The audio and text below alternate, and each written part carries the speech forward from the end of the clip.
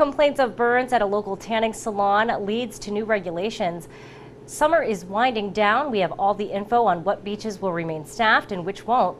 And a new shellfish area is opening in town next week. These stories and more on this episode of Barnstable Today. It's Friday, August 22nd, 2014. I'm Sarah Mantle.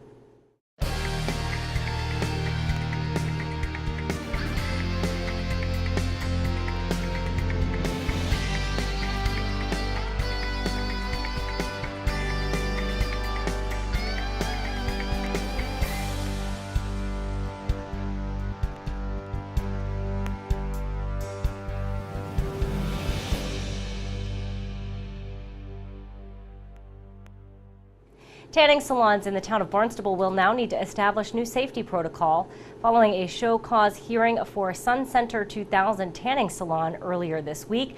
The Board of Health recommends a new safety protocol that includes an opening checklist, a safety inspection checklist, and a requirement for a qualified technician to repair certain issues. Sun Center 2000 was before the Board of Health following complaints of burns. The 7-day suspension was issued by the board to be served only if another burn complaint comes in within the next year. Other tanning salons will be required to comply with the new regulations when they appear before the board for license renewal. Summer is winding down, and for Barnstable beaches, that means changes to lifeguard and bathhouse operating hours. Barnstable This Morning host Sarah Colvin sat down with Director of Leisure Services Patty Machado to get the details. We share a portion of that interview with you now. Good morning. How are you? Great. Great. So sad, but yeah, great. I know. This is. I don't even want to have this interview because it's the saddest time of year. You know, it just seems like yesterday that we were talking about the lifeguards coming and the beaches being staffed and opened, and it's been a phenomenal season. But now is the time, as we're getting to the end of August, that kids are going back to school and the season is ending. So talk to me a little bit. We're going to see some closures and some lack of staff at some of our beaches. Yeah, this happens every year. This is not something new this season, but yeah, we end up having a lot of staff go back to school. All our college students have to be back before Labor Day. I think there's only 2 schools that aren't going back. And move-in day tends to be pretty early, it seems. And anyone that plays sports, which 90% of our lifeguards play sports, not only for the high school, but college, they all have to go back. So as a result of that, we get short-staffed. And currently, as of today, and that's Friday, Hamlin's Pond, Forts Beach, Joshua's Pond, Wequaquet Lake, Millway, Loop Beach, and Hathaway's Pond? Hathaway's, we still have staff at through this weekend, but we have no staff at those sites. Loop Beach, Millway, Wequaquet, Joshua's Pond, Forts Beach, Hamlin's Pond. There are no staff at all. So what does that mean, no staff? The bathhouse is closed, and I think that's a big thing. You know, it's certainly the lifeguards there for safety, but knowing that you can get in and out of that bathhouse, definitely important too. So that's closed as we speak? As we speak. Unfortunately, they are all closed. We do have lifeguards on. We have gate staff on at Hathaway's Pond currently until Monday, and then that facility will be closed as well. And again, we have gate attendants. Most of our gate attendants are freshmen in college, so they've got to go early as well. They do. We keep some of our senior staff here, and they're fabulous, but they can't work 7 days a week. It's too much.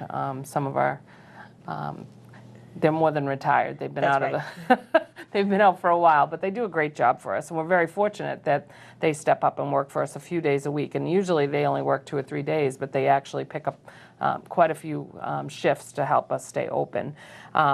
This year is a little bit more challenging than usual. We actually are losing all of our lifeguards by next Monday. Wow.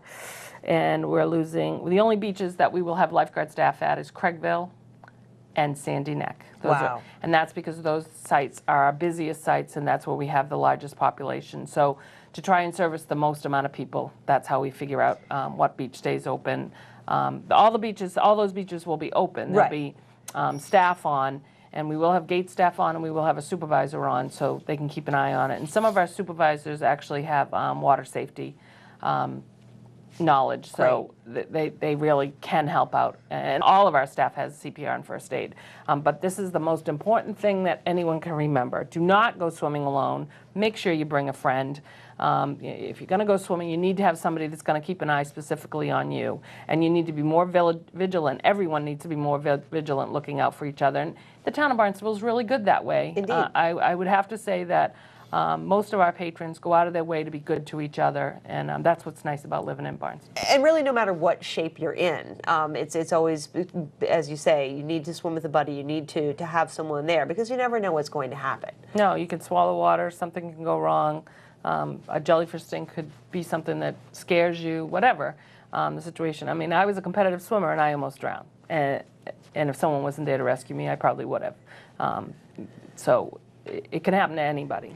A new shellfish area is opening next Wednesday in Katuitt. We'll get the details from Natural Resources Supervisor Doug Colway. So let's talk a little bit about shellfish now. We can move on to that. Opening this Wednesday in Katuitt, a new shellfish area. Right, Handy Point. It's probably 150 yards south of the Katuitt Oyster Company.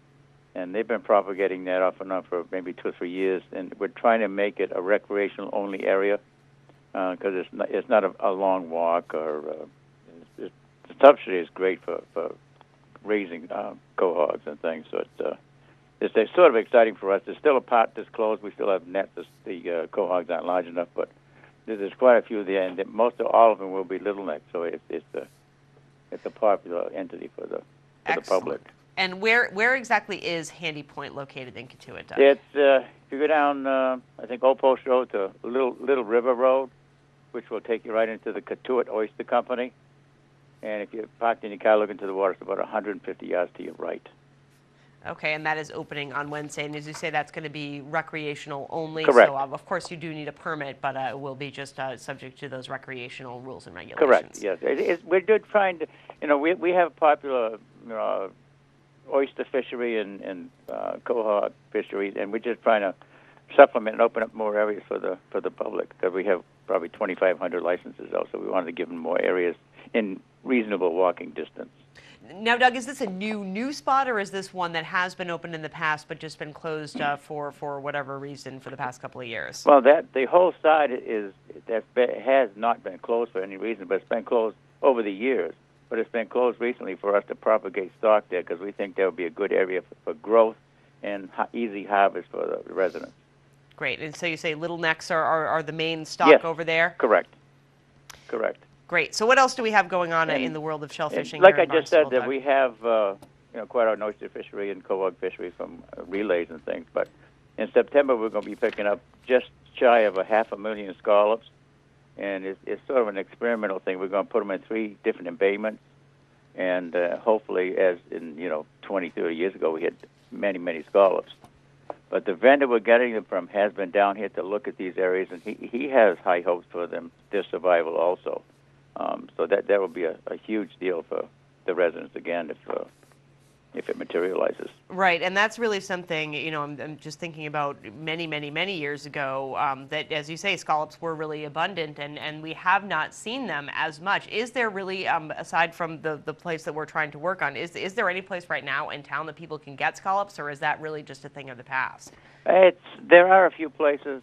You can find a few pockets of scallops, but not very many. Some people, run into them, and some people know from history where to get a few.